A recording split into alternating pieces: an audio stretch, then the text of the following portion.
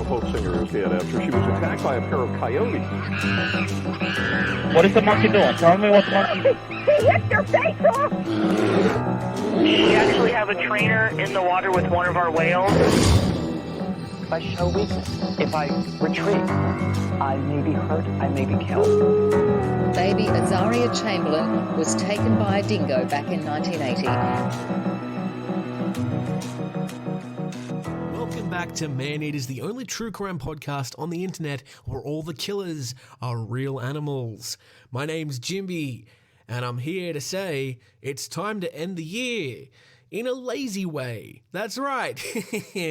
We're doing a best of episode. In fact, we're doing two best of episodes to cap off the year that has been 2022. An absolute dumpster fire of a year, but a pretty good year for this here podcast. You know, this little podcast going from strength to strength, and I want to thank you for it. And the Christmas present that I've decided to give you is me having 2 weeks off whilst you get to listen to some old episodes. Does that sound good? Am I selling this badly to you? Well, it doesn't matter. It is the end of 2022, and like many of you, I'm sure, I'm tired. I'm exhausted. A little life update. I've recently moved houses again, so that's the second move of the year.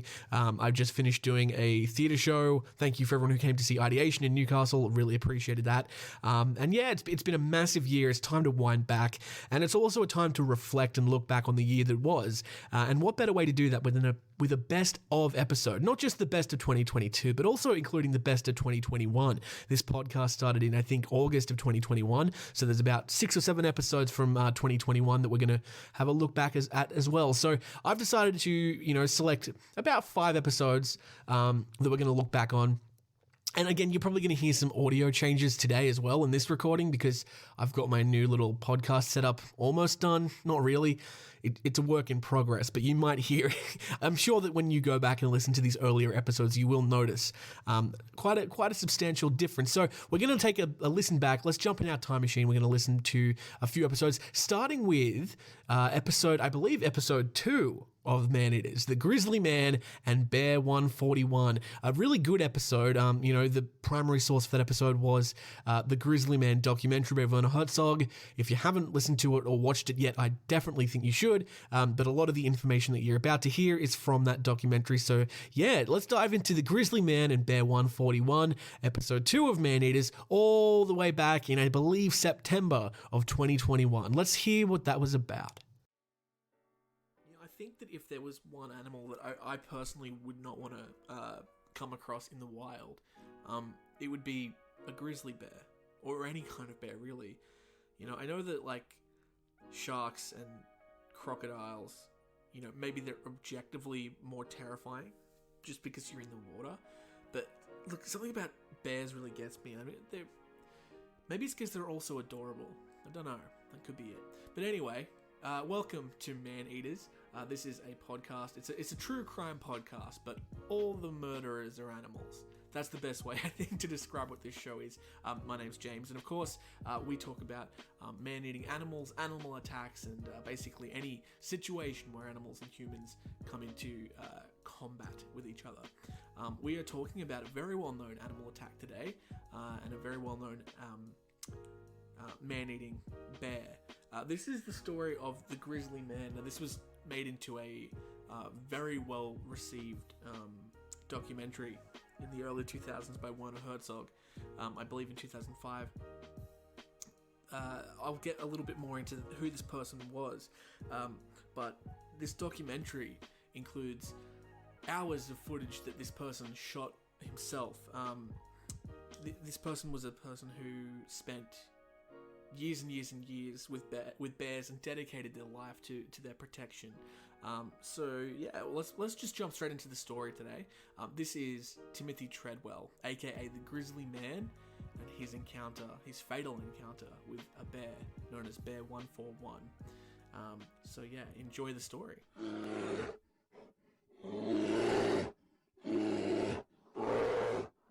Timothy William Dexter was born in 1957 in Long Island, New York. His father was a foreman for construction sites owned by a phone company, and he was one of 5 children who lived in relative comfort in middle American suburbia. A B-grade student, Timothy was well-liked and personable, and got along well with adults and children alike. He shared an affinity for animals with his mother, and he kept a pet squirrel named Willie, which his mother claimed was his best friend as a child. In high school, he enjoyed swimming and became the captain of the school's dive team. He received a scholarship for diving, but soon injured his back and lost that scholarship. He moved back home and became depressed. His parents said he was searching for a new start.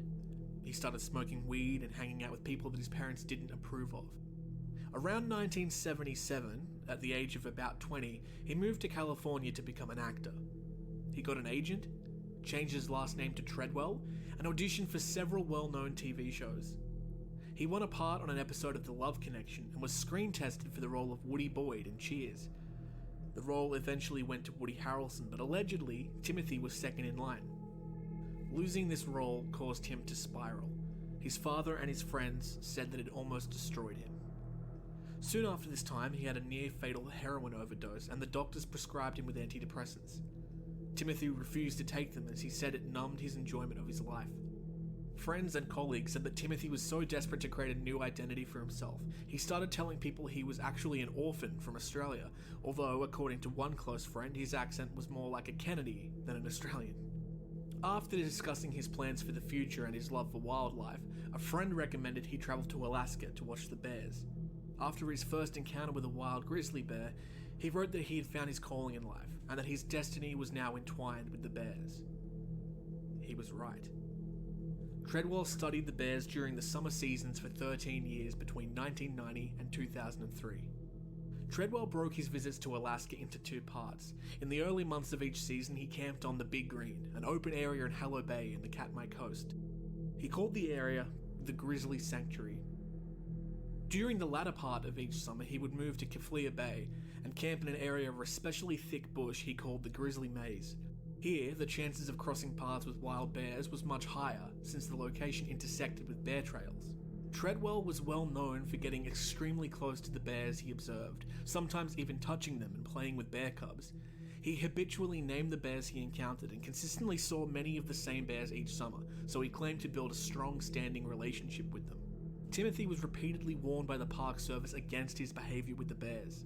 Tom Smith, a research ecologist with the Alaskan Science Center, said that Treadwell was breaking every park rule there was in terms of distance to the bears, harassing wildlife, and interfering with natural processes.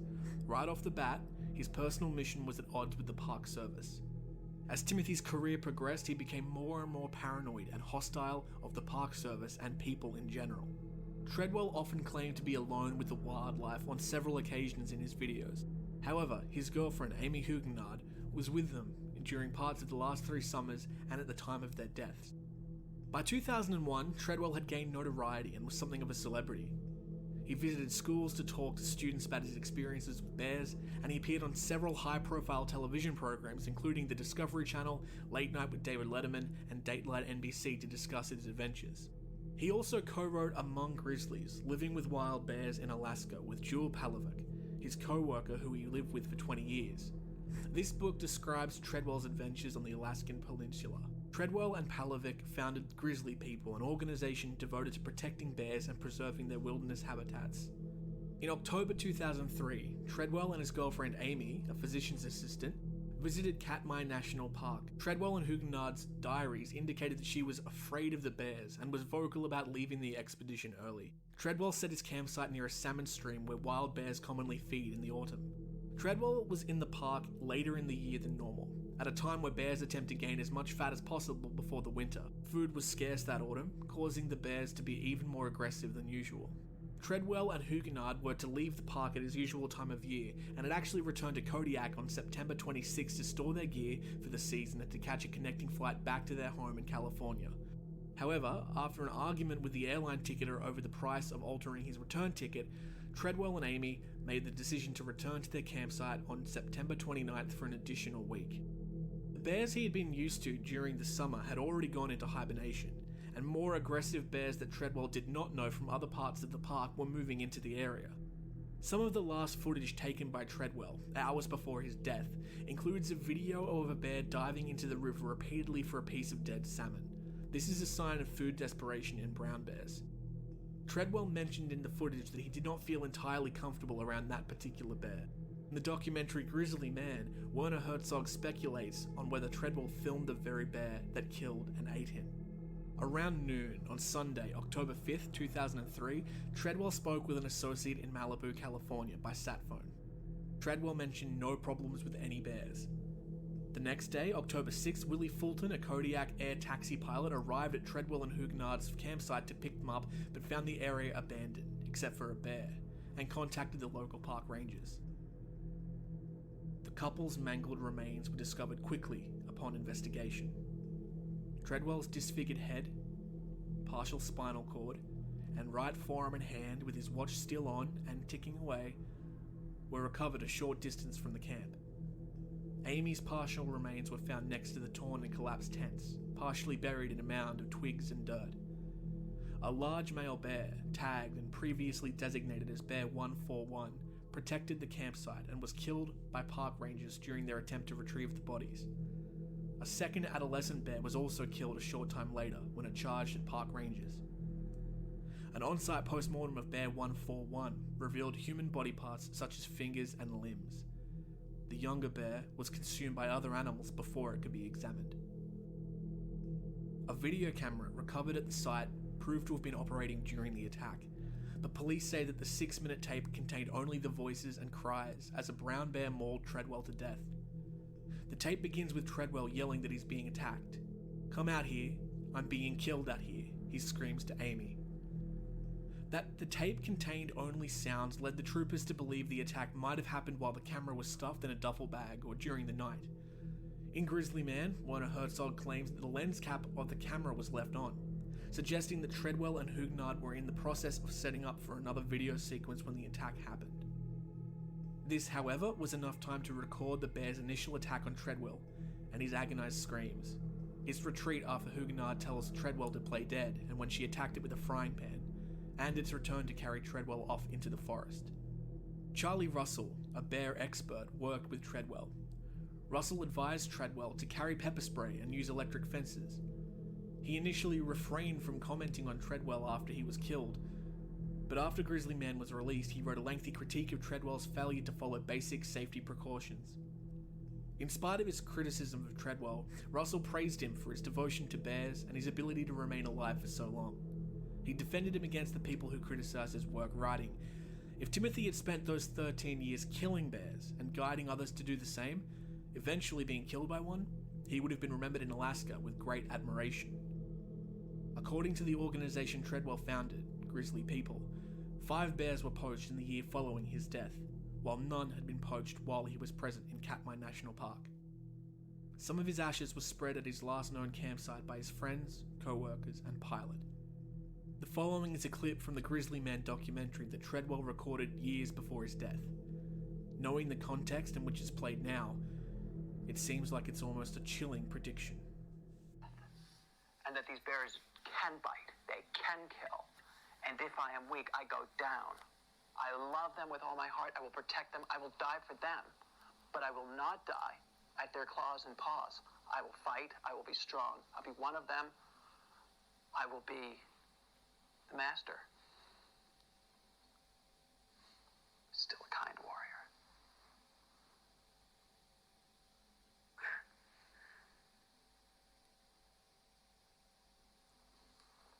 Love you, Rowdy.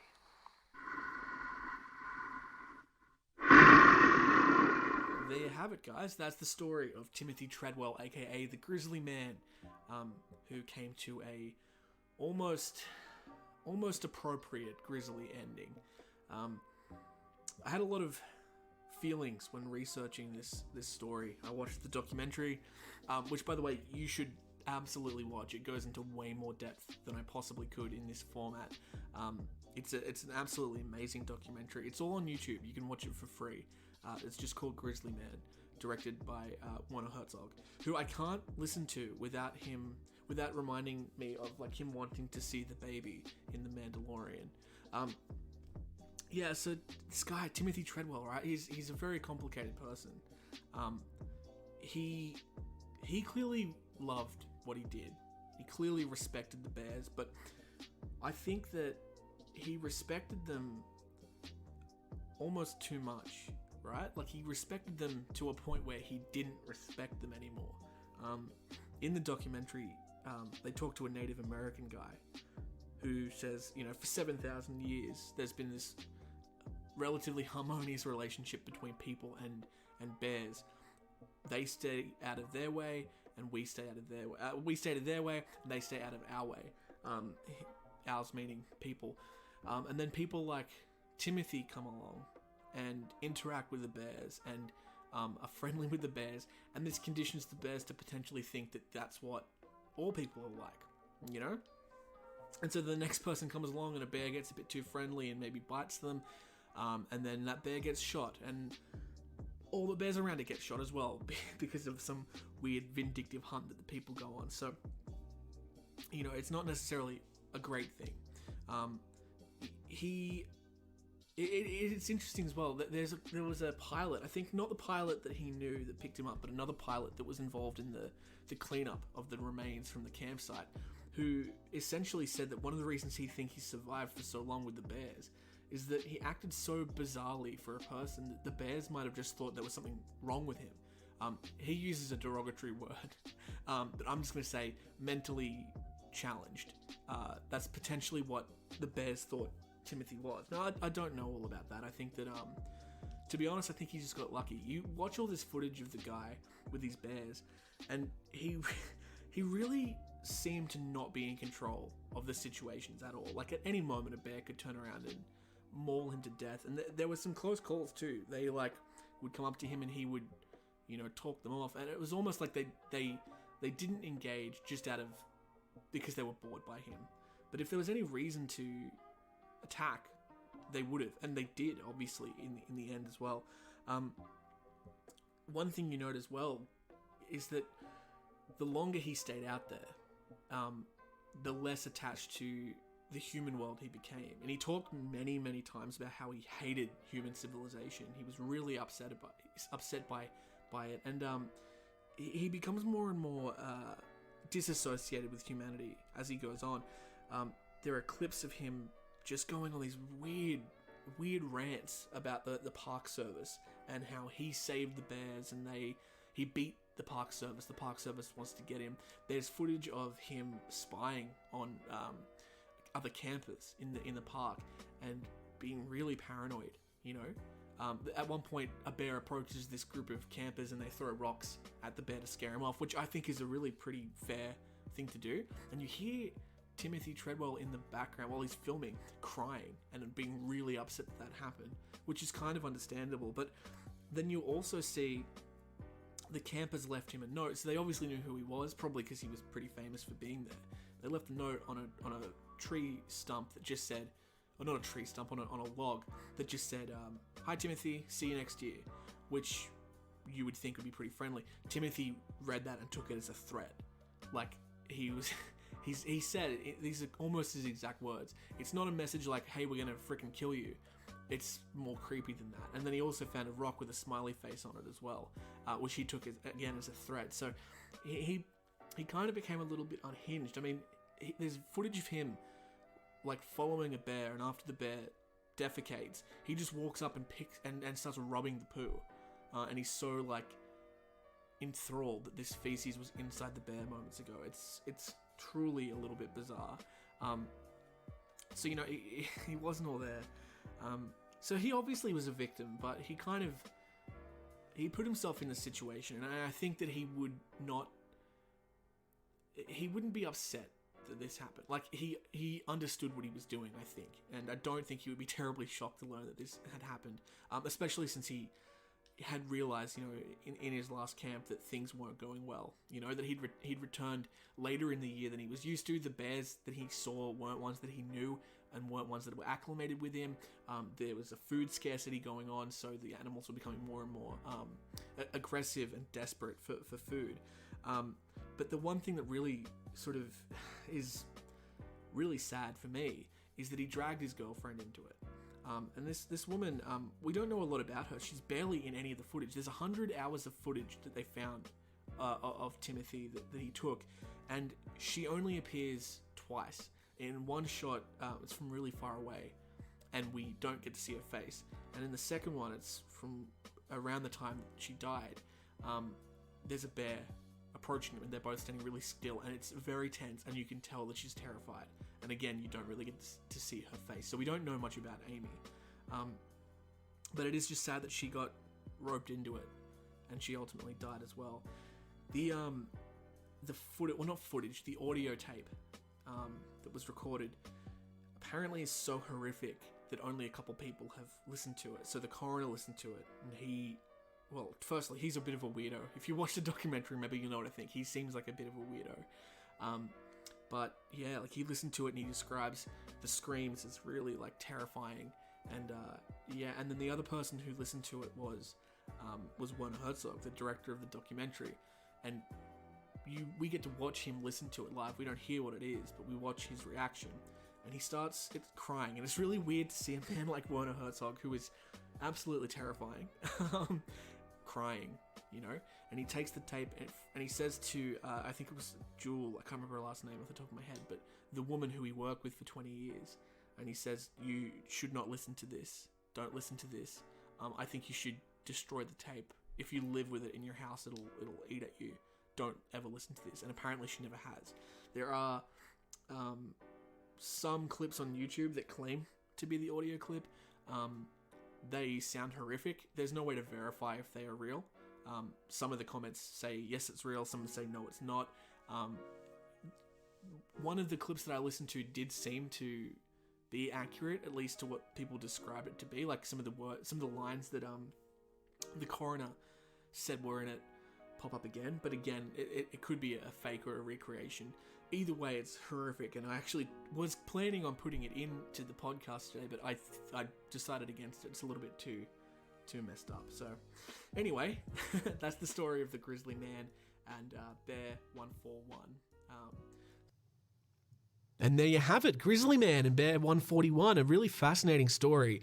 Just listening back on that, it takes me back to, you know, being in my old house, watching that video on YouTube, because the whole documentary is on YouTube, and yeah, taking notes on that and really learning about this guy, Timothy Treadwell, who's, a very interesting fellow whose, I guess, obsessions, and I guess he was kind of delusional as well, kind of led him to destruction, as well as his girlfriend, which is really sad.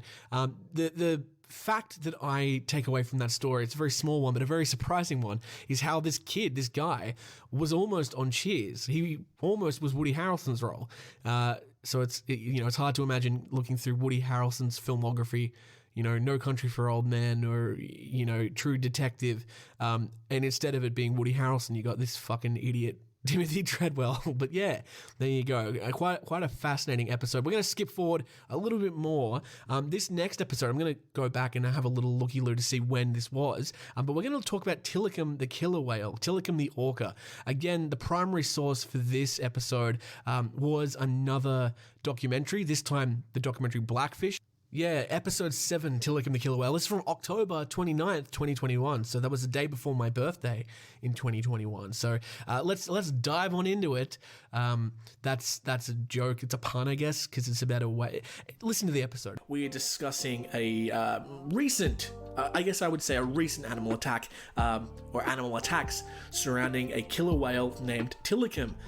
My main source today is the documentary Blackfish, which is available on Stan. I think it was Stan I watched it on, but you can rent it on YouTube as well. Blackfish, I think, released in 2013. A really well-made documentary. It was pretty critically acclaimed when it was released. Has some fantastic... It goes into some really good detail, which I couldn't really get into today on today's episode for the podcast. So if you have time, I really recommend giving Blackfish a listen. Just want to stay up front that Blackfish also had some detractors, some criticism leveled at it. Some of the SeaWorld trainers who were interviewed in the documentary said that it was different to what they thought, that what they were expecting, that they had some of their words twisted around. Just want to say that up front, that it's not 100% an unimpeachable source. However, the details that I took from it for this episode, for this script, were things that were based on video footage that really can't be denied. So yeah, these aren't really opinions that I'm saying. These are things that were included in the documentary that have been proven to be true, and I've left out anything that any opinions of trainers that couldn't be 100% backed up. So having said that, this has been a really cool episode to research. Orca are far more interesting creatures than I had given them credit for in the past. But after hours of watching footage of killer whales, I still, and this is like a 28-year-long problem for me, I still think that the white patches on their head are their eyes. Like they look like Venom from the Spider-Man comic books. No, the white patches on their head are just patches. Their eyes, you can see them, they're just black, and they're camouflaged to the rest of their body.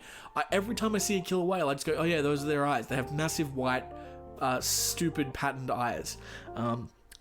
That's just, I guess, my own stupidity. Maybe it's just me, I don't know. If you're the same and you thought that the white patches on a killer whale were eyes, or, at least your first instinct is to think they're eyes, I guess let me know. A place you can let me know, by the way, and I can't believe it's taken this long to mention this, is my Instagram. You can follow me on Instagram at JimothyChaps. I've been asking a lot of questions, like poll questions on my Instagram story about like what stories I should cover next. I think recently I asked if people would be more interested in the leopards of Pinar or the wolves of Ashtar.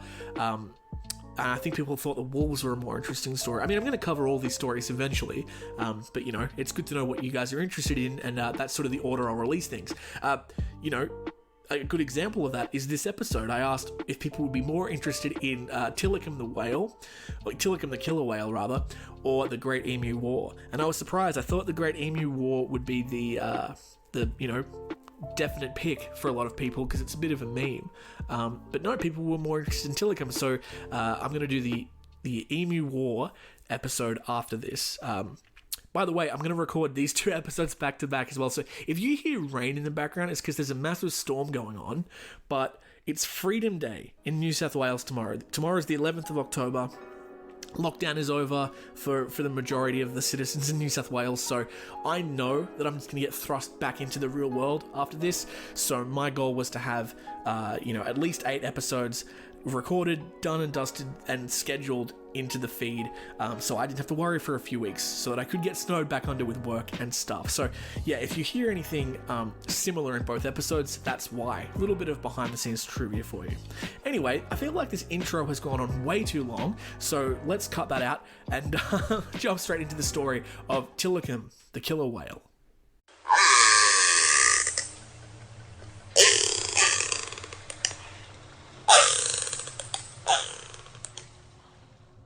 Tilikum was an Icelandic orca born in approximately December of 1981. Orca, better known as killer whales, are toothed whales belonging to the oceanic dolphin family, of which it is the largest species. Recognizable by its distinct black and white patterned body, orca are considered one of the most socially intelligent animals on the planet, in many ways surpassing even humans. Orca can be found in every ocean on Earth in a variety of marine environments, from freezing Arctic and Antarctic regions to tropical seas near the equator.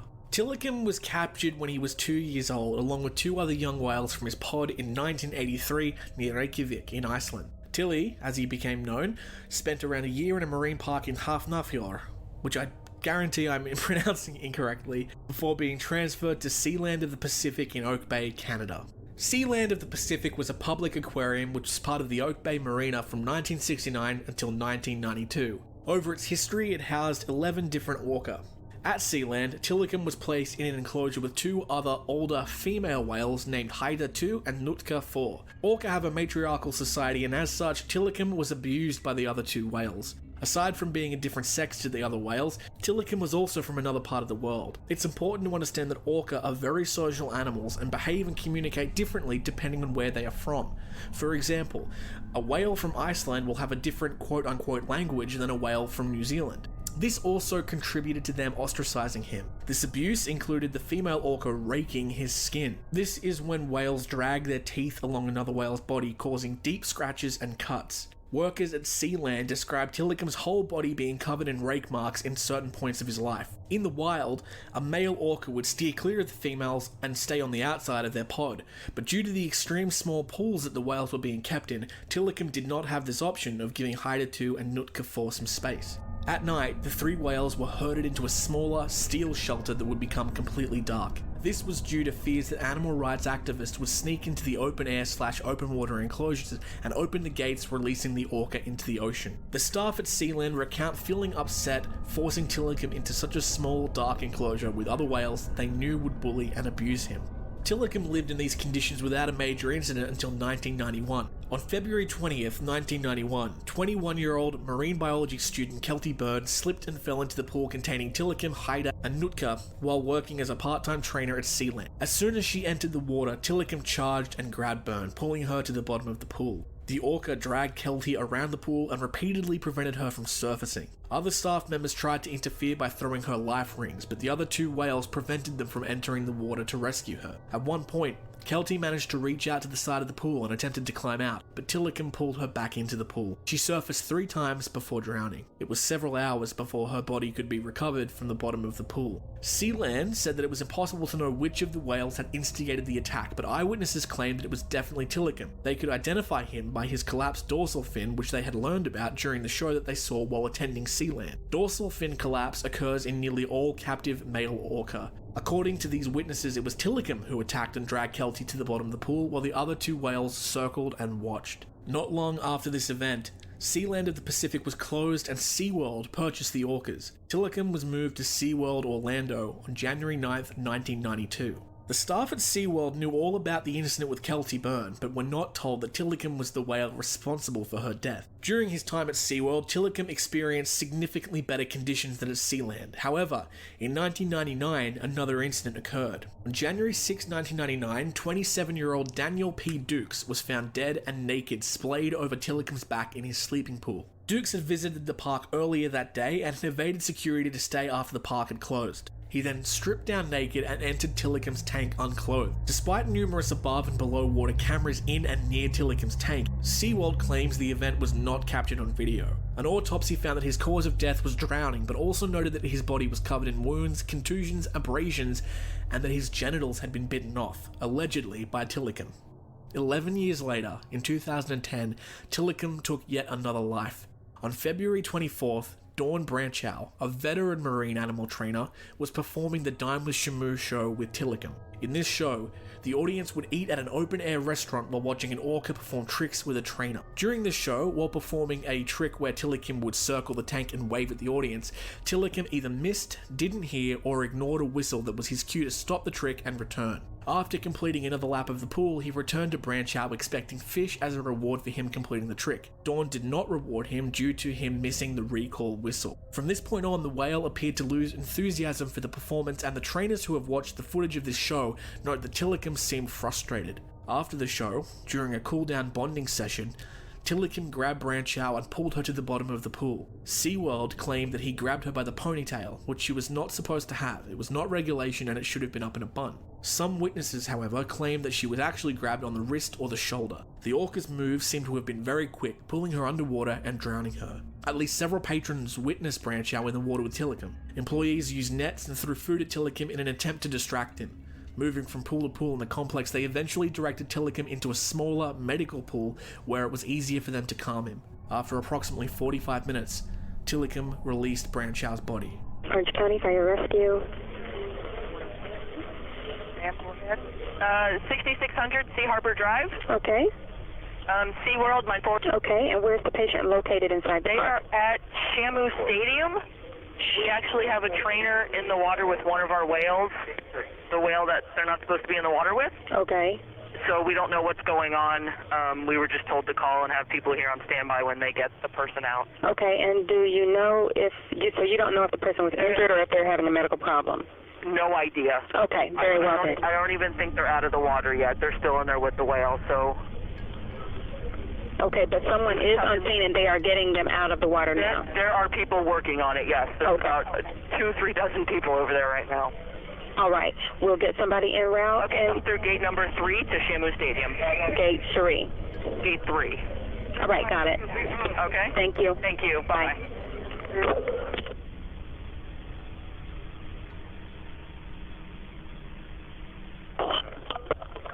Fire rescue. Hi, this is SeaWorld. I just called. Uh-huh. Can you let them know that they pulled the AED? Say what? They pulled the defibrillator also for that they're coming to SeaWorld for. They just pulled it out of the box. I just got an alarm. Okay. Alrighty. And you haven't got any more information about what's going on? No, I don't. No. They're still working. Oh, okay. Very good. Thanks for the addition. All right. We'll pass it on to. Okay. All right. Thank you so much. Okay. Bye. All right, bye.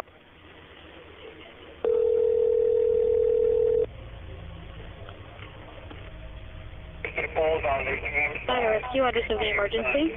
6600 Sea Harbor Drive. This is SeaWorld again. Okay. They're going to go ahead and bring them in the park. Can you let them know? Okay, so you're gonna... They're going to bring the vehicles into the park. Okay, I'll let them My know. guys are waiting for them at gate 3, okay? Gate 3, alrighty. I'll let Yeah, them know. thank you so much. Bye-bye. All right, bye-bye. The autopsy report said that Branchow died from drowning and blunt force trauma. Her spinal cord was severed, and she had sustained fractures to her jawbone, ribs, and a cervical vertebra. Her scalp was completely torn from her head, and her left elbow and left knee had been dislocated. Immediately after this event, SeaWorld prohibited trainers from entering the water with orca. This echoed similar orders that were given after trainers had been injured by animals, but these protocols were often temporary and usually reversed. This time, however, OSHA, the Occupational Safety and Health Administration, solidified this ban by intervening. There was a lengthy court case to decide whether or not SeaWorld was in any way at fault for the death of Dawn Branchow. The court was scathing in its assessment of SeaWorld's expert Mr. Andrews' opinion that, quote, Tillicum grabbed Miss Branchow by the hair out of curiosity because he was unfamiliar with it, as quote-unquote speculative and having no basis in fact. The court criticised SeaWorld's closed system of logic, which blamed trainers for their injuries, by a forward circularity of reasoning whereby, quote, SeaWorld believes it conditions all aspects of behaviour. All behaviour is thus predictable. If an undesired behaviour occurs, it is because the trainer missed a known precursor. Ergo, the trainer is always at fault for the killer whale's undesirable behaviour. In this closed system, any injury sustained by a trainer will always be traceable to human error. It is not the operant conditioning program that is inadequate, it is the performance of the trainer that is flawed. The court ultimately ruled against SeaWorld and banned all in-water performances with orca. SeaWorld has filed several appeals against this decision, claiming that since the Shamu performance was its star attraction, in-water performances with orca is integral to its business. In 2014, the US Court of Appeals for the District of Columbia denied a petition for review, with Brett Kavanaugh being the sole judge to side with SeaWorld. Brett Kavanaugh, a judge, lover of beer, and accused sexual assaulter, would later become a Trump-appointed Supreme Court justice. Kavanaugh also said of Branchow, to be fearless, courageous, tough, to perform a sport or activity at the highest levels of human capacity, even in the face of known physical risk, is among the greatest forms of personal achievement for many who take part in these activities. Branchow is one of only 2 animal trainers to be killed by killer whales. The other is Alexis Martinez, a trainer from Loro Park's Orca Ocean in the Canary Islands, who was killed only 2 months prior to Dawn. On Christmas Eve 2009, Alexis was killed by an orca named Keto that was on loan from SeaWorld. During rehearsal for a show, Keto attacked Martinez by grabbing him by the foot, dragging him to the bottom of his tank, and then ramming him full speed in the chest. Martinez died of massive internal bleeding at the age of 29. Attacks on humans by orca in the wild are extremely rare and are never fatal. Branchow, Martinez, Dukes, and Byrne are the only 4 people in history to have been killed by orcas in captivity. Of these 4, Tillicum was involved in 3 of the cases. Tillicum was the subject for the acclaimed documentary Blackfish, which was released in 2013. After the incident with Branchow, Tillicum continued to live at SeaWorld. Tillicum was a breeder whale and fathered 21 orcas through artificial insemination. Some of Tillicum's calves were Nair, born 1993 and died in 1996, Una, 1996 to 2015, Sumar, 1998 to 2010, Tua, 1999 to present, Tekoa, 2000 to present, Nakia, 2001 to present, Kohana, 2002 to present, Akeka, 2002 to present, Skylar, 2004 to 2021, Malia, 2007 to present, Sakari, 2010 to present, and Makio, 2010 to present. In 2016, it was announced that Tillicum's health was deteriorating, and it was thought that he had a lung infection due to a bacterial pneumonia, a common cause of death in captive whales and dolphins. On January 6, 2017, SeaWorld announced that Tillicum had passed away early in the morning. The cause of death was reported as a bacterial infection.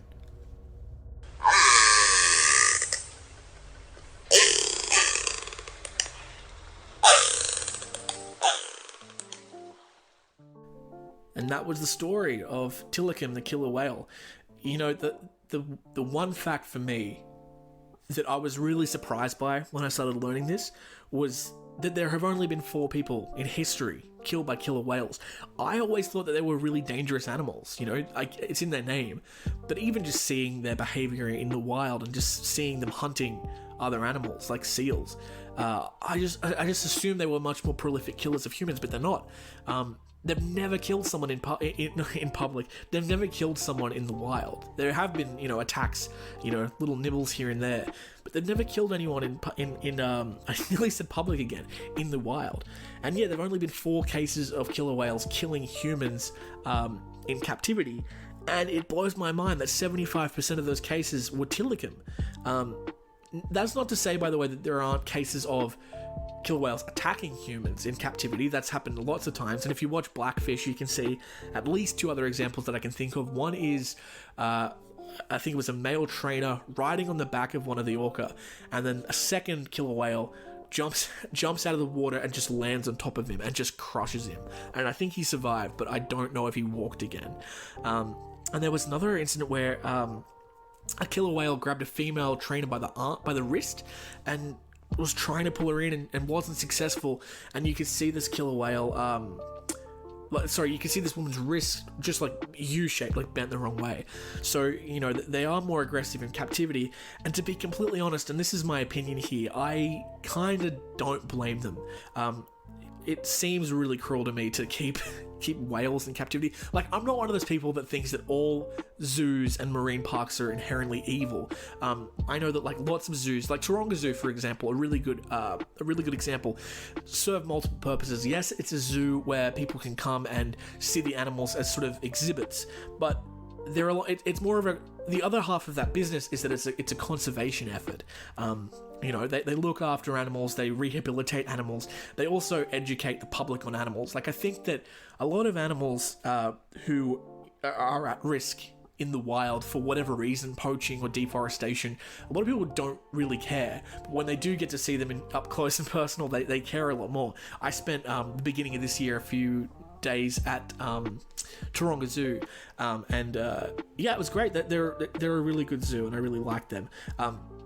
So there are ethical ways to do it, but killer whales, man, are just one of the animals that should not be kept in captivity. It's one of the things that proves that to me is the statistic that like virtually every single male killer whale in captivity has a collapsed dorsal fin, which is like, not only ugly to look at, it just looks painful.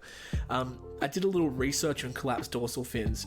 It very rarely happens in the wild, so it's a phenomenon that it's almost exclusively to captive killer whales. There are a few theories on why this is. One of the leading ones is that the killer whales are forced in captivity to spend so much more time above the water, either like on those ramps where they just sort of sit out of the water, and with their fins out of the water so that the trainers can ride them. So apparently the collagen in the fins reacts with the air differently, and that's one of the reasons. There's a bunch of other reasons. One of them is that because the orca are forced to swim in such small circles that it flops down. Another reason is just like to do with the makeup of the water as well, and also just the stress of being in there.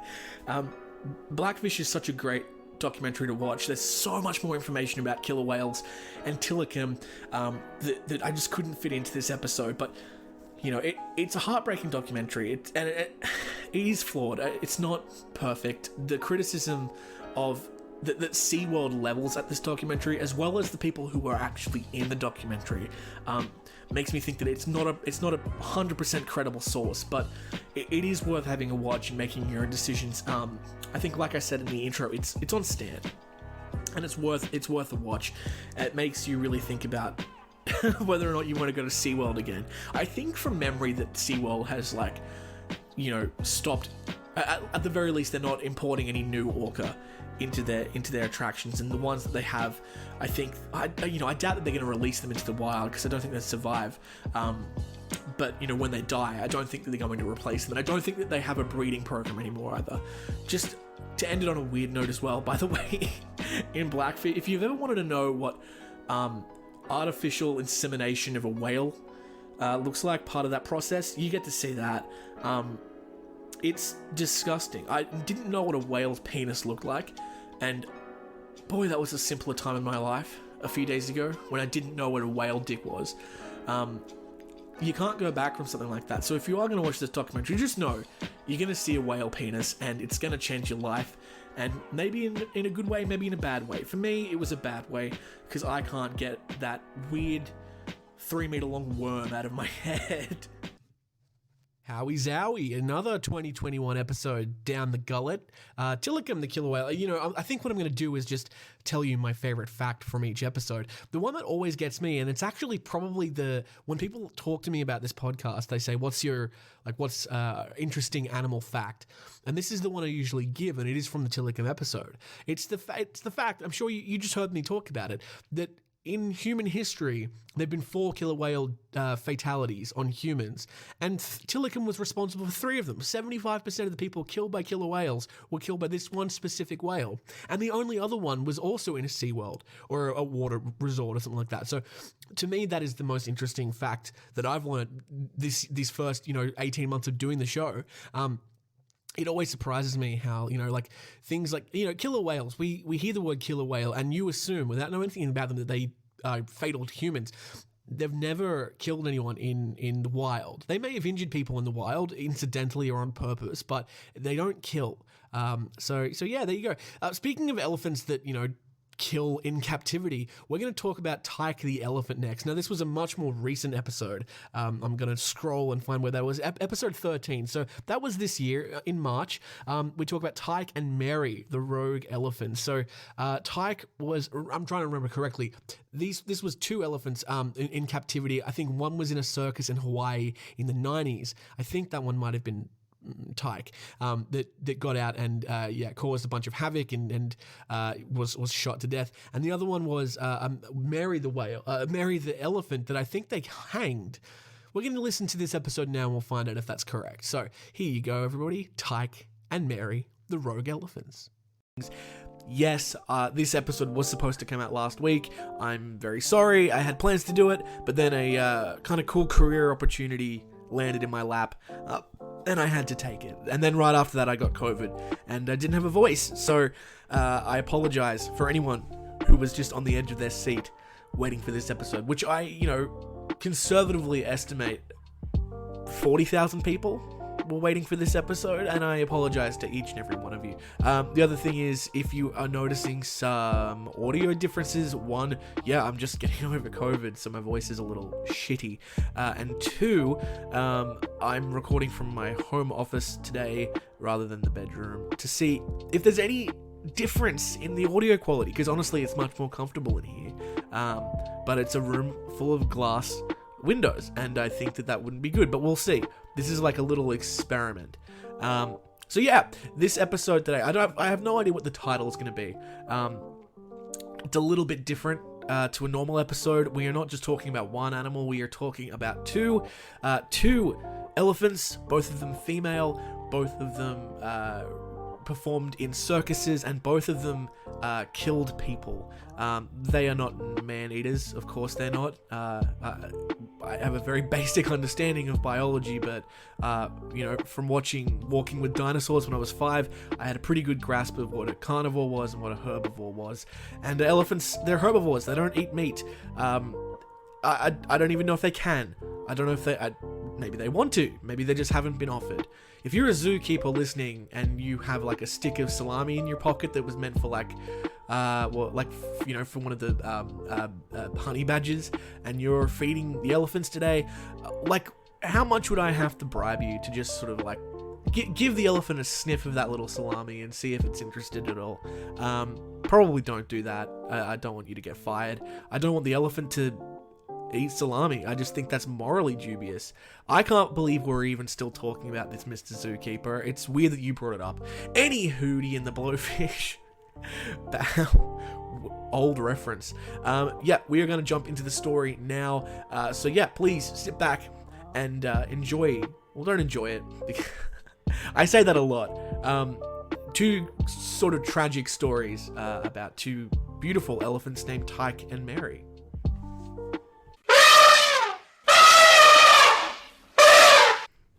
Tyke was a female African bush elephant born in Mozambique sometime in 1973. Eventually, Tyke would grow up to perform with the Circus International of Honolulu in Hawaii. While thousands of elephants would perform in circuses around the world, Tyke is notable because of what happened on August 20th, 1994. Before this event, in 1994, Tyke had been reportedly involved in up to 3 other serious incidents involving dangerous human contact. On the 21st of April, 1993, Tyke escaped during a performance at the Altoona, Pennsylvania Jaffa Shrine Center. She burst through the front doors and remained unrestrained for over an hour. The rampage caused more than $14,000 in damage. A statement obtained by a circus worker the following day claimed that Tyke had also viciously attacked a tiger trainer while the circus was in Altoona. On July 23, 1993, Tyke, quote, ran amok at the North Dakota State Fair in Minot, North Dakota, trampling and injuring a handler and frightening the crowd as she ran uncontrolled for 25 minutes.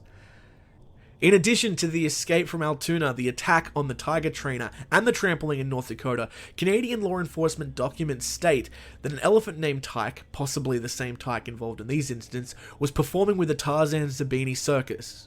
Quote, the elephant handler was observed beating the single-tusked African elephant in public to the point where the elephant was screaming and bending down on 3 legs to avoid being hit.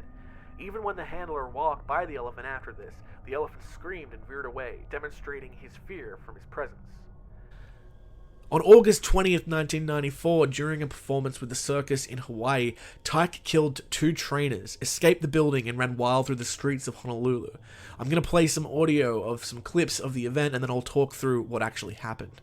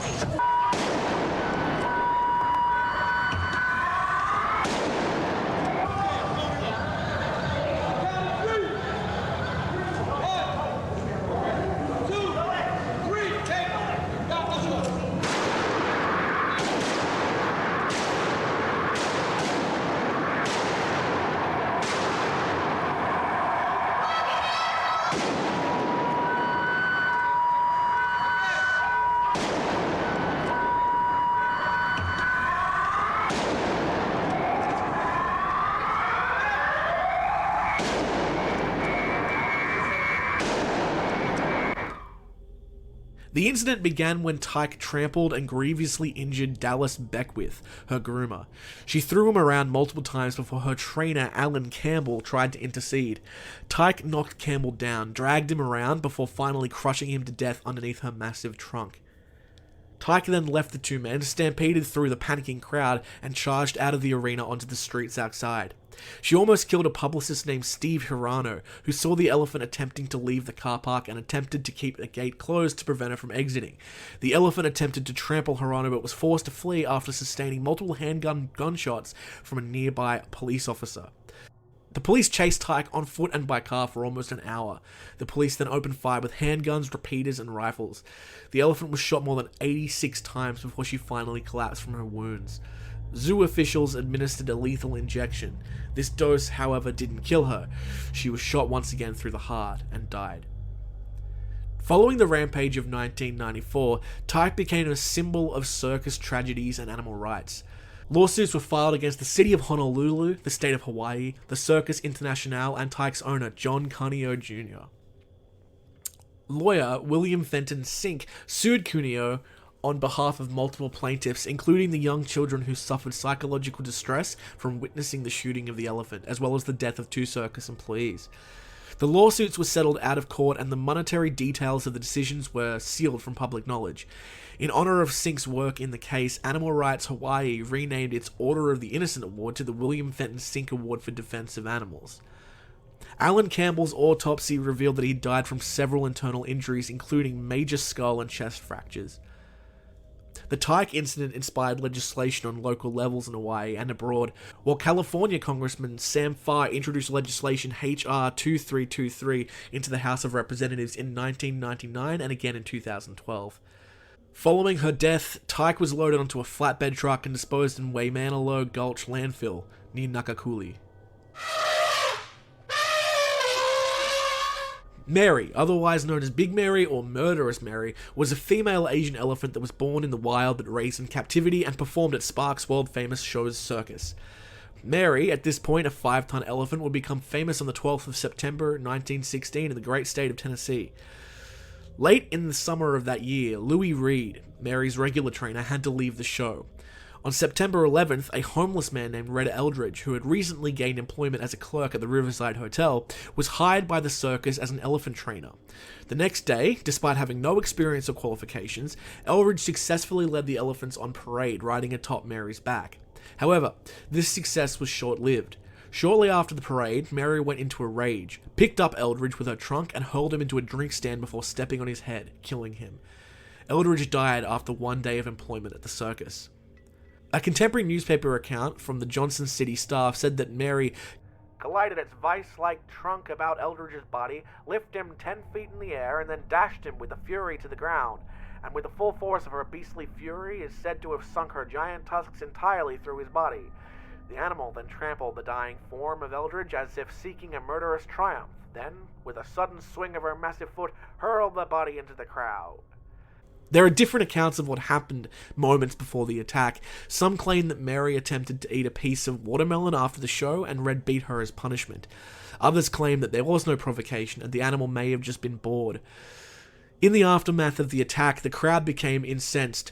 Most accounts agree that she calmed down after the attack and did not charge the audience, who by this point had started chanting, "Kill the elephant! Let's kill it!"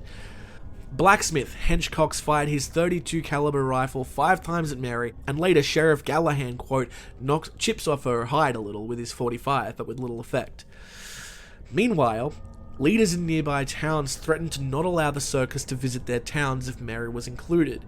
The owner, Charlie Sparks, decided reluctantly to kill Mary publicly. He's quoted as saying, "A human life is something I don't want charged against me. If people in the business get hurt, that's our outlook, but with an outsider, that's different." The next day, a foggy and rainy September 13th, 1916, Mary was loaded onto a boxcar and transported by train to Unicoi County, Tennessee. A crowd of over 2,500 people, including most of the town's children, assembled in the Clinchfield Railway Yard. A chain was hung from a rail car-mounted industrial derrick between 4 p.m. and 5 p.m. The elephant was then hung from the neck. The first attempt resulted in the chain breaking, causing Mary to fall and break her hip as dozens of children fled in terror. The now severely wounded elephant died during a second attempt and was later buried beside the tracks. A veterinarian examined Mary after the hanging and determined she had a very infected tooth. It was then theorized that Red Eldridge must have accidentally prodded her in this exact spot while trying to prevent her from eating the watermelon. And there you go. That is Mary the elephant and Tyke the elephant. Two stories which I was surprised to see how many parallels there were, considering they were over 100 years apart. Yeah, very sad. I remember hearing, I think in Australia when I was younger, there was a story about a dude who was killed by an elephant in a circus here. The elephant sat on him and he just died. I don't laugh because that's... Well, look, okay, let's get real. It's a little funny, right? Like, it's not funny. It's a little funny. Like, when you read that death certificate, cause of death, sat on by an elephant, it's not funny for the guy's family, obviously, but just, are we gonna just lie to each other? Are we just gonna sit here and lie? Are we gonna pretend like that's not objectively a funny thing to have happened? I don't know what happened to the elephant afterwards. If it was put down, which it probably was, then yeah, that's not funny. But yeah, these two stories kind of not funny at all, especially the Tyke the elephant one. I think that was maybe I'm biased because it was more recent. This is in 1994. Those events beforehand, the one where he attacked the tiger trainer and escaped in Altoona in North Dakota, they happened a few months before I was born. So it's only 28 years ago, so it is quite recent. Mary the elephant, by the way, you may have seen a photo, and if you follow me on Instagram at man-eaters, not man-hunters. Oh my god, COVID, I'm so tired. The image I'm going to post for this episode is a very famous and highly publicized photo of Mary being hanged. Apparently, let me just get this right. I want to get this right. The authenticity of this photo of her death was disputed years later by Argosy magazine. I don't know. It looks pretty real to me. You can be the decider. Otherwise, there's no photo of this event. Yeah, obviously really sad what happened to Tyke, what happened to Mary. There is a debate. Should these animals be in circuses? I think no. I just don't think there's any reason for it. I personally don't think circuses are that great anyway. I have some friends involved in circus, so I have to be careful what I say. I think like the acrobatics, that's cool. Acrobatics and like what the circus delays, what am I doing? Circus delay, is that how you pronounce it? That stuff's cool. The part where they bring out some elephants and some lions and whip them and hold a chair at them, that's not cool. And I think that's a really outdated form of entertainment. And I don't actually think anyone really enjoys it anymore. In the days before YouTube, where it's like, when else are you going to see a freaking elephant? I get it. But nowadays, I don't get it, man. Anyway, that's the episode. Thank you so much for joining me on Man-Eaters, not Man-Hunters, as I previously made a mistake. If you have been bothered this episode by my annoying voice or my lack of energy, I apologize. But don't blame me. Blame the lab that leaked COVID in China. That's right. I'm a lab leak kind of guy. I don't think it was a bat. I think it was a leak in a lab. I'm one of those conspiracy theorists. This is going to get demonetized really quickly, isn't it? The whole thing is a bad idea. No, I don't know what I think. You know, elephants my favorite animals growing up as a kid. And of course, we did talk about another elephant, Osama, the elephant, much more recently. And that was a pretty crazy story as well. But yeah, Tyke and Mary the elephants.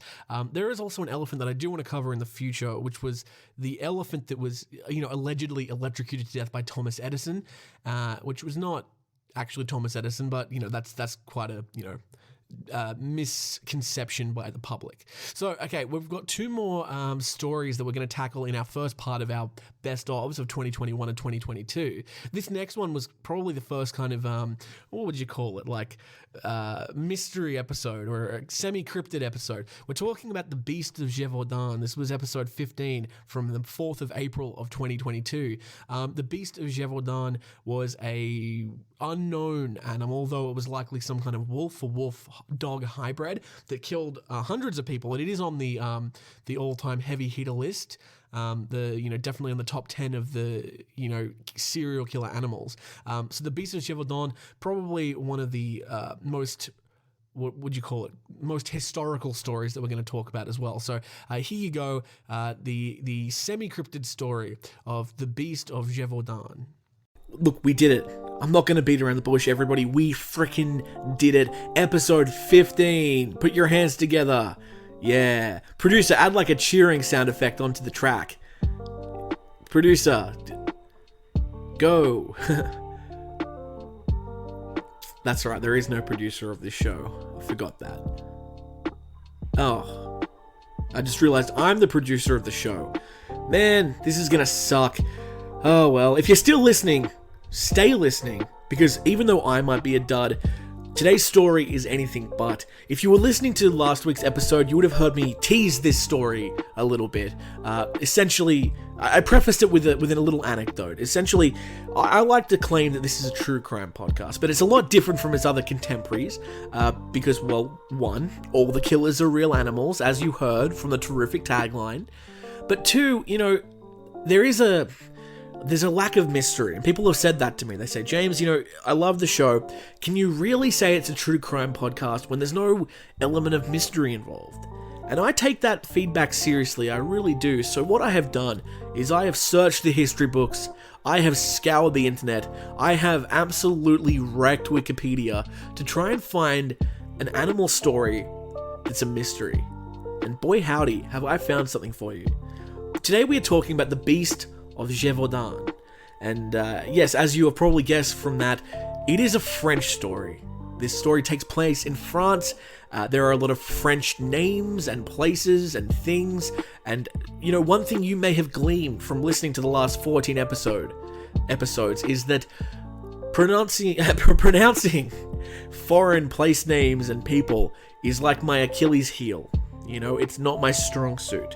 But I'm going to do my best, So if you're French and you're listening, obligatory warning and preemptive apology. I'm probably also going to try at one point to do a French accent, which is, I haven't even done it yet, but it's almost guaranteed to not be good.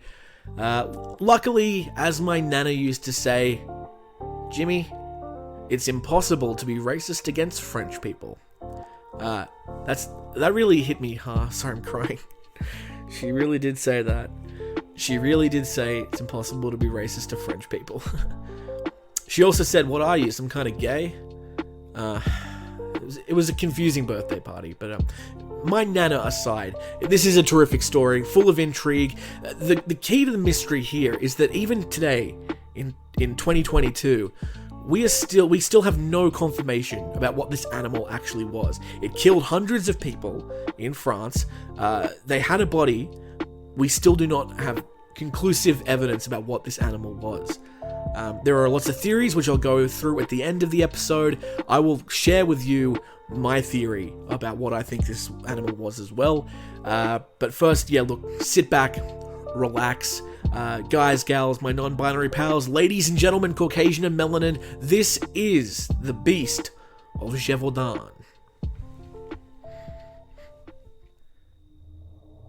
In early summer of 1764, the body of a 14-year-old girl named Jeanne Boulet was found in a field. She'd been working in the fields when something attacked her. Whatever this creature was, it tore her apart, limb from limb. Shortly before this incident, another woman named Marie-Jeanne Vallée, who was feeding her cattle in the eastern part of Gévaudan, saw a glimpse of a crazed animal. The beast dashed towards her. Thankfully for her, the bulls in her herd charged at the beast, causing it to withdraw after attempting a second charge. These attempts happened in a region of southern France known as Gévaudan, a generally peaceful province nestled within the hills. Medieval towns dotted the countryside. While the outside world was slowly modernizing, the isolation of Gévaudan meant that it was a few decades behind the rest of France. A month after Boulet's death, another girl, this time a 15-year-old, was mauled and killed.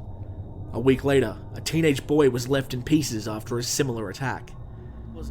The killer was not satisfied. In September, a woman, a 30-year-old peasant, was watching the sun set. She felt a pair of eyes watching her. She attempted to run for help, but it was too late. The woman was found half-eaten on her own doorstep. Throughout the year, more and more attacks were reported across the area.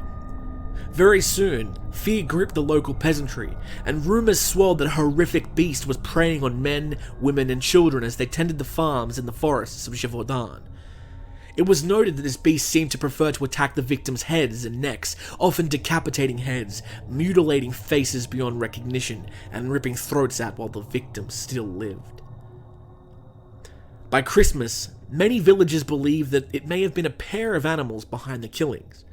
They suspected this due to the incredibly high number of attacks and killings in such a short period of time, and because so many of the attacks were thought to have occurred almost simultaneously. Some accounts point to a theory that the creature may have been with another such animal, whilst other reports state that the beast was accompanied by its own offspring. Peasants claimed that the beast looked like a large wolf. Wolves were common in France at this time, but what made this beast stand apart, aside from its enormous stature, was its rust-tinged fur. A long, thin, massive tail, a black stripe along its spine, and a snout similar to that of a boar. Whatever this animal was, locals were equal parts terrified and vengeful. Commoners weren't permitted to own firearms, and attempts at hunting the beast with spears, swords, and arrows proved ineffective. Attacks continued, and dozens of people lost their lives in a grisly manner in the following months. On July 12, 1765, Jacques Portefax and several of his friends were viciously attacked by the beast. After several charges, the group managed to drive it back using their numbers to overwhelm the beast. The story of their encounter finally made its way to King Louis XV, who awarded 300 liras to Portefax and 350 more to be shared among his friends. Portefax was also rewarded with an education at the taxpayers' expense. The king then decreed that the French government would find, hunt, and kill the beast of Gévaudan. The Clermont Prince Dragoons' first captain, Duhamel, and his troops were dispatched to Gévaudan almost immediately. Despite his passionate attempts, Duhamel's efforts were stymied by the local herders and farmers' refusal to cooperate. He came close to shooting the beast on multiple occasions, but was thwarted by his guards' ineptness. Duhamel became enraged when a group of villagers were not present and ready as the beast crossed the Triolle River. Captain Duhamel was compelled to stand down and return to his headquarters after Louis XV decided to send two professional wolf hunters, Jean-Charles Marc Antonin Denevelle and his son, Jean-Francois. Cooperation with Denevelle was impossible because their methodologies were so dissimilar. Duhamel organized wolf hunting groups, whilst Denevelle and his son felt the beast could only be killed by stealth. On February 17, 1765, father and son Denevelle arrived in Clermont-Ferrand with 8 bloodhounds that had been trained in wolf hunting. The two sought for Eurasian wolves for the following 4 months, believing that one or more of these animals was the beast. When the attacks continued, the Denevelles were replaced by Francois in June 1765. On June 22nd, the king's lone Arbas carrier and lieutenant of the hunt, Antonin, often confused with his son Antonin del Berneux, arrived in the area. Antonin managed to kill a giant grey wolf, measuring 80 centimeters tall, 1.75 meters in length, and weighing over 60 kilograms on September 20th or 21st. The animal was thought to be an unusually huge wolf. Officially, Antonin stated, "We proclaim that, as evidenced by this report signed in our hand, we have never seen a large wolf comparable to this one. As a result, we believe this is the dreadful beast that caused so much havoc." Survivors of the attack recognized the animal as the perpetrator after noticing the scars on its body caused by the victims defending themselves. The wolf was stuffed and delivered to a nearby zoo. Antonin's son was lauded as a hero in Versailles. Antonin remained in the woods to track down the beast's female companion and her 2 growing offspring. Antonin was successful in killing the female wolf as well as a pup that appeared to be larger than its mother. The pup looked to have a double pair of dew claws, which is a congenital deformality seen in the Bas Rouge or Beauceron canine breed. The other puppy was shot and hit, and is believed that it perished while fleeing between the rocks. Antonin returned to Paris with a considerable sum of money, not to mention renown, honours, and awards. For months, the locals celebrated the slaying of the beast. However, on December 2nd, 2 youngsters aged 6 and 12 were attacked, indicating that the beast was still alive. The beast attempted to capture the youngest, but the eldest lad successfully fought it off. Successful attacks followed soon after, and several of the shepherds saw that the beast displayed no fear of livestock at all, stark contrast to when the beast was scared off by a pair of bulls. A dozen more people are said to have died as a result of these attacks. A local hunter named Jean Chastel is credited with killing the beast that ended the attacks on June 19, 1767, during a hunt organized by a local lord. In 1889, an abbot related an enlightening oral story that suggested the pious hero Chastel shot the beast after reciting his prayers, although historical records contradict this. A French writer later told a story of how large caliber bullets were forged by melting down the Virgin Mary's medals. This was also proved to be inaccurate. The body of the beast was subsequently transported to a castle, where a surgeon performed the post-mortem. His report is now known as the Marin Report on the beast. The stomach of the animal was discovered to contain the remains of its latest victim when it was opened during an autopsy. There are several theories related to the species of the beast. According to modern scholars, public hysteria at the time of the attacks contributed to the widespread myths that supernatural beasts roam Gévaudan. But deaths attributed to the beast were more likely the work of a number of wolves or a pack of wolves. In 2001, a French naturalist proposed that the red-coloured mastiffs that belonged to Jean Chastel sired the beast, and its resistance to arrows may have been due to it wearing an armoured hide of a young boar, thus also accounting for its unusual colour. Wolves were a major cause of concern throughout this time period, not only in France, but throughout all of Europe, with tens of thousands of deaths attributed to them in the 18th century alone. During the Gévaudan frenzy in the spring of 1765, a separate sequence of attacks happened near the communities of Soissons, northeast of Paris, where an individual wolf killed at least 4 people over the course of 2 days, before being hunted down and killed by a man with a pitchfork. In rural areas of Western and Central Europe, such instances were common. The Marin Report describes the creature as a wolf of unusually large proportions. Despite the widely held interpretation based on most of the historical research that the beast was a wolf or another wild canid, several alternative theories have been suggested, including that the beast was a lion, a dog, a wolf-dog hybrid, or even a striped hyena from Africa. In 2021, François-Louis Pelliceler described appearance of the animal and specific details of behaviour and what can be inferred about the historical distribution, argued that the beast encounters could most likely be blamed on the Italian wolf, Canis lupus italicus. One contemporary writer claims that it's very likely the beast was actually a lion that escaped from a wealthy Frenchman's menagerie or zoo and was not reported to the authorities. In a book written by Marc Saint-Val, the author suspects the beast to be several thylacines, or Tasmanian tigers, imported in France from Australia. Regardless of what animal the beast actually was, at the end of the day the fact remains that between 1764 and 1767, the beast of Gévaudan had rampaged through an area spanning 80 to 90 kilometers squared. Over this time, there had been 610 attacks, resulting in 500 deaths and 49 injuries. 98 of the victims killed were partially eaten. The beast has had a considerable impact on media over the last 250 years, appearing in both medieval and contemporary literature, as well as being mentioned or referenced in modern television and screen projects such as Teen Wolf, The Wolfman, and Animal X. Netflix is currently producing a feature film based on the events in Gévaudan. And that was the beast of Gévaudan. Very good. Oui. I love saying that. Gévaudan. Okay, we got one more story today that we're going to look back on, and it is going from one of the most, historical stories, going to one of the more recent stories in history. This one is the Taylor Mitchell coyote attack. This was episode 17 of the Man Eaters podcast.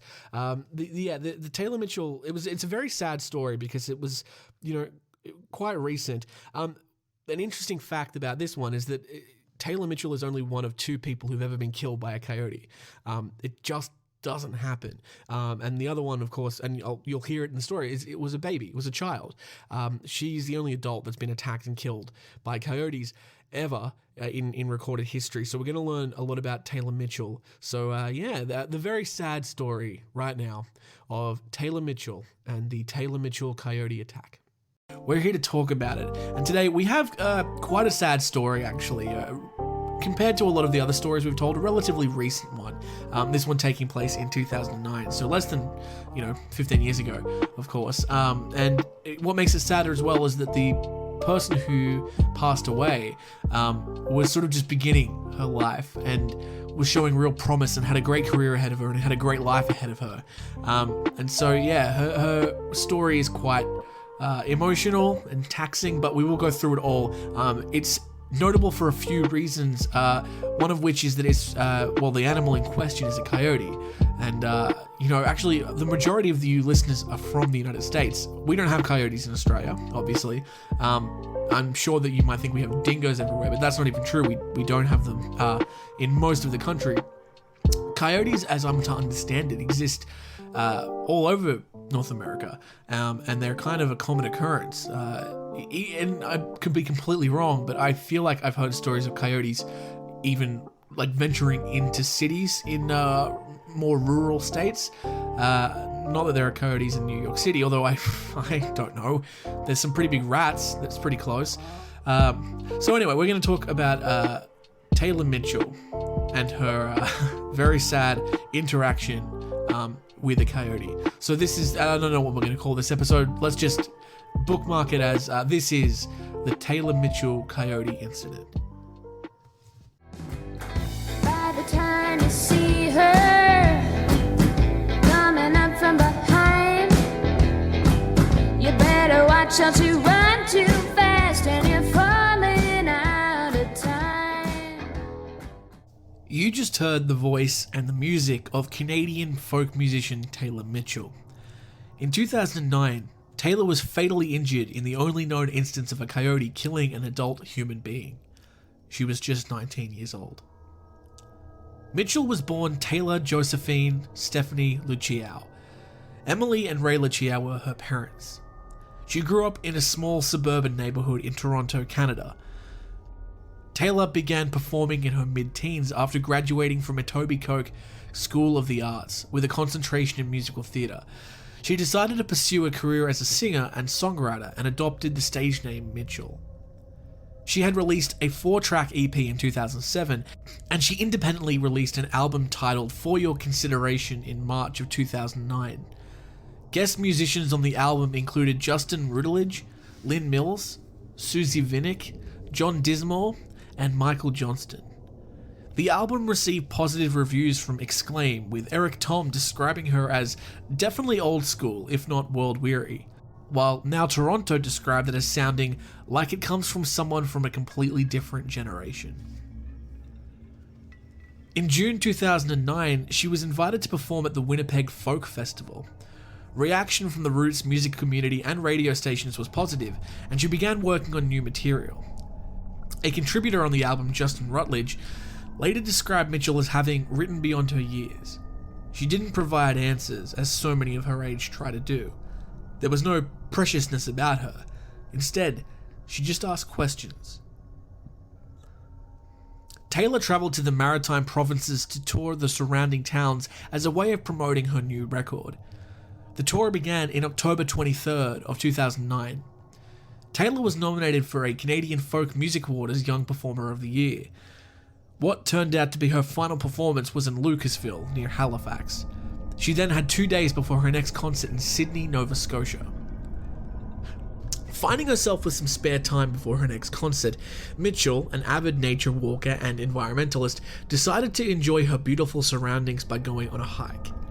She went to Cape Breton Highlands National Park on the sunny afternoon of October 27, 2009. At around 2:45 p.m, an American couple was walking the track and passed by Mitchell, who was walking in the opposite direction. For reasons unknown to the couple and to investigators, Mitchell doubled back after going a short distance off the walking track and came back down, possibly intending to return to her car.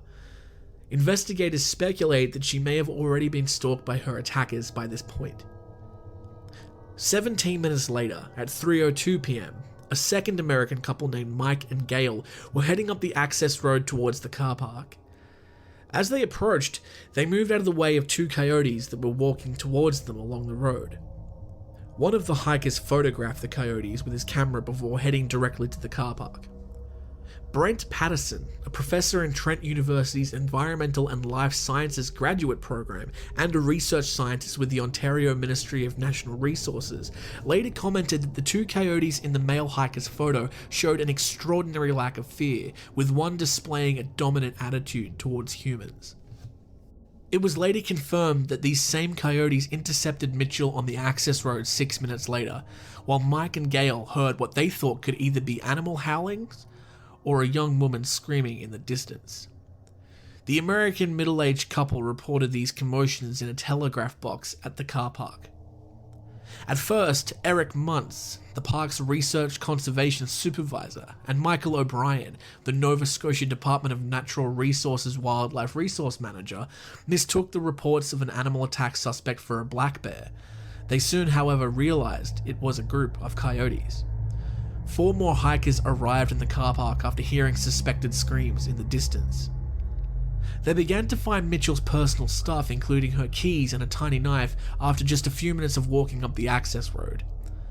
The small knife was believed to have been used by her in an attempt to defend herself as she was forced back up the access road onto the Skyline Trail. As the hikers approached the trail's start, they noticed the shredded bits of bloodied clothing and a considerable amount of blood on the floor. The entrance to a washroom in a clearing was also covered in blood. Mitchell was discovered nearby in the woods at 3:25 p.m, with a coyote standing right over her. The coyote moved away from her when 3 young men charged at it repeatedly. Mitchell was conscious and able to communicate with her rescuers. Until a Royal Canadian Mounted Police officer fired a shotgun at it, the coyote remained close by, growling and unfazed by human interaction. Mitchell was bitten all over her body, with her leg and head receiving the most serious wounds. She was evacuated to Queen Elizabeth II Health Science Centre in critical condition after being taken to Sacred Heart Community Health Centre in Cheticamp by paramedics. She died of blood loss in the hospital. She was laid to rest at Greenwood Cemetery in Owen Sound, Ontario. It's extremely rare, and in this case, it was fatal. Toronto folk singer is dead after she was attacked by a pair of coyotes. The CTV's John Musselman reports she was hiking in the Maritimes when it happened. Her stage name was Taylor Mitchell, a 19-year-old Toronto resident who friends and former teachers say was passionate about singing and songwriting. You know, she had an ability to sing from the heart in a way that kind of transcended how old she was and her life experience. Mitchell's promising career was cut short yesterday when she was mauled by coyotes while hiking in Cape Breton Highlands National Park. She died this morning in a Halifax hospital. Wildlife specialists speculated that Mitchell may have made contact by attempting to feed the coyotes or by disturbing a den that had babies. The coyotes may have been larger and bolder than normal coyotes because they were crosses with wolves or domestic dogs, rabid, famished, or protecting a cadaver, among other theories. None of these theories, however, were later proven true, prompting a rethinking of the possible risk of coyote assaults on people. Mitchell may have inadvertently prompted predatory behavior by fleeing. However, a coyote may have been behind her when she was challenged by the oncoming ones, according to experts. Wardens scoured the area where 5 or 6 coyotes were reported to live for the attacking animal, as is customary practice when an animal remains at large after killing a human. Mitchell's mother published a statement indicating that her daughter would not want the coyotes to be exterminated as a result of her death. She said, "We take a calculated risk when spending time in nature's fold. It's the wildlife's terrain," she wrote. When the decision had been made to kill the pack of coyotes, I clearly heard Taylor's voice say, "Please, don't. This is their space." She wouldn't have wanted their demise, especially as a result of her own. Nevertheless, a female coyote that was acting aggressively was killed by a warden keeping watch at the wash house location hours after the incident, while the trail was closed to the public. 3 more were caught in leg hole traps and killed within 1 kilometer of the Skyline Trail before a large male weighing 42 pounds or 19 kilograms was dispatched 5 kilometers away on November 14th. According to forensic evidence and Mitchell's blood on their coats, 3 of the carcasses, including the first and last accounted for, were linked to the attack on Mitchell. The large male coyote found standing over Mitchell was the same as the dominant lead coyote photographed on the access road. Coat markings in the photographs identified its carcass, which also contained pellets from the shotgun of the Royal Canadian Mounted Police constable who fired while on the scene. The dead coyotes that were not linked to the attack could have been the assailants' packmates. Both the large male and female coyotes were connected to the other attack-implicated coyote, thus they could have been a mating couple. Half a month later, a coyote stealthed up behind a couple walking in the park in mid-November 2009, approaching so close that the man whacked it on the head with his walking stick.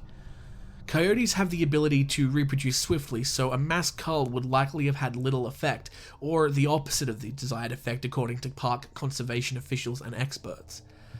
This logic argues that animals removed from the local gene pool by a cull will have had the same fear of humans as coyotes who escaped being caught or killed. The province of Nova Scotia issued a $20 bounty on coyotes in April 2010, but it did not extend to the park. Visitors who sighted coyotes were requested to report it to officials. A 16-year-old girl who went camping with her parents at Broad Cove in Ingonish was attacked twice on the head by a coyote 11 months after Mitchell's death. Coyotes were frequently in close contact with humans, according to research studies. Individual coyotes that have not been conditioned to shun humans using non-lethal aversion tactics are usually killed. Mitchell's mother founded the Taylor Mitchell Legacy Trust as a memorial, which is affiliated with the David Suzuki Foundation. The trust encourages community outreach for music/creative expression, as well as an education about habitat preservation, human-wildlife interaction in both natural and urban settings, and safety precautions. Taylor Mitchell is one of only 2 confirmed deaths by a coyote attack. She remains the only adult and only Canadian fatality. The other death was that of Kelly Keene, a 3-year-old girl from California.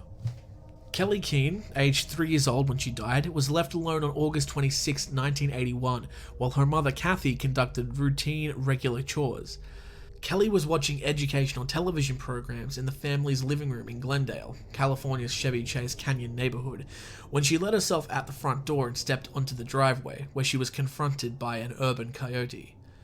Her father, Robert, quickly came running, chasing the coyote off and rushed Kelly to the Greendale Adventist Medical Center, where she was in surgery for 4 hours before she died. The cause of death was determined to be a broken neck and blood loss as a result of the coyote attack. She is buried at Forest Lawn Memorial Park in Glendale. And that was the Taylor Mitchell coyote attack. Really, really sad story. I listened to For Your Consideration, which is Taylor Mitchell's album. It's all on YouTube. You can listen to it now if you like. All the comments are turned off, I imagine, because all anyone would be talking about was the coyote attack. But if you take that out of it, she was quite a talented singer-songwriter. I'm really into the folk music. She reminds me of my friend Jemima. The way her music sounds. She had a beautiful voice. I would really recommend listening to it if you're into that kind of music. Even if you're not, there's something about these animal attacks that we cover can sometimes feel so removed from reality. They're just stories. They're just made up stories, but they're not. They happen to real people, and hearing the voice and the music of someone who passed away in one of these stories, it kind of changed the way I view this episode. Deeply sad, but also fascinating. The only adult that was ever killed by coyotes in history. As far as we know, it hasn't happened since. I guess recorded history. Who knows what happened to cavemen and women. And of course Kelly Keene, the 3-year-old girl, was also killed about 40 years ago. Coyotes are, I thought coyotes weren't that scary. I always thought they were like cats almost. Like you just kick them and they run away. I didn't think that they were aggressive anyway, but I guess not. It could have been for any reason. She could have disturbed a den. She could have, provoked them in some way, but regardless of what she did, it was obviously not intended, and she paid for that mistake with her life, very sadly. A really sad story there, guys. I think I said in the episode, she reminds me of, I have a lot of female friends who are musicians, and she reminds me a lot of them. So it is quite sad. She was a nature lover. She wasn't doing anything wrong, really. She was just going for a walk. A lot of these man-eater stories, there's no blame to place because they're animals. You can't blame an animal for something like this. They don't have the capacity to be evil or anything like that. Sometimes you find out that the human was at fault because they were, encroaching on habitat or blah, blah, blah, doing something else, keeping an animal in captivity. This is one of those sad, unfortunate cases where she wasn't doing anything wrong, man. She was just going for a walk. That was the Taylor Mitchell coyote attack. And with that, we're going to end our first part of our best of 2021 and 2022. Thank you for joining us today and listening to those stories and bearing through this. God, this is going to be a long episode if we include all of the Scratch of the Day segments, which I think we probably will. So yeah, thank you for joining me for the first part of the best of 2021 and 2022. Joining me next week, it'll be episode 40. So it kind of caps off the year in a nice round way. The final week of the year, episode 40 of the Man Eaters podcast, the final episode of 2022. It will be the best of 2021 and 2022 part 2. So coming out next week. Thank you so much for joining me. My name is James. As always, it's James. I haven't changed it. It's not going anywhere. You can call me Jimby though. You can call me whatever you like. I'm not very sensitive. I do have one bugaboo. You can't call me anything that starts with the letter Q. It's a disgusting letter. If your name is Quentin or Quinn or Quinelope, I don't know what to tell you, man. Unsub for sure. Thank you for joining us. Have a great Christmas. I think this is coming out soon-ish, so have a great Christmas. And yeah, stay safe, because as we've learned from all these stories today, it's a jungle out there.